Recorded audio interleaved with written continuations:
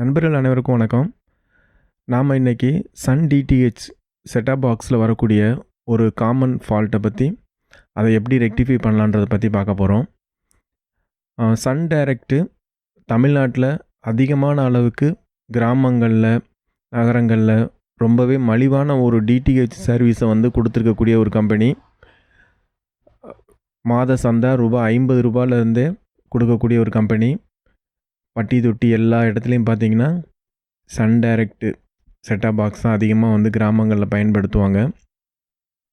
அந்த செட்டாப் பாக்ஸில் வரக்கூடிய ஒரு காமனான ஒரு பிரச்சனை என்னென்னா, சில சமயம் இந்த மாதிரி ஒரு எரர் வரும்.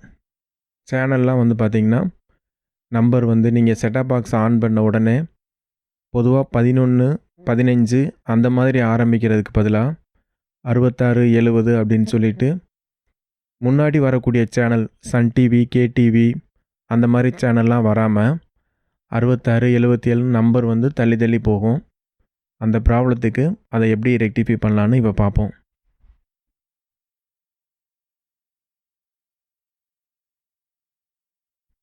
சன் டைரக்ட் ரிமோட்டில் மெனு பட்டன் ப்ரெஸ் பண்ணிங்க அப்படின்னா இந்த மாதிரி பேஜஸ் ஓப்பன் ஆகும்.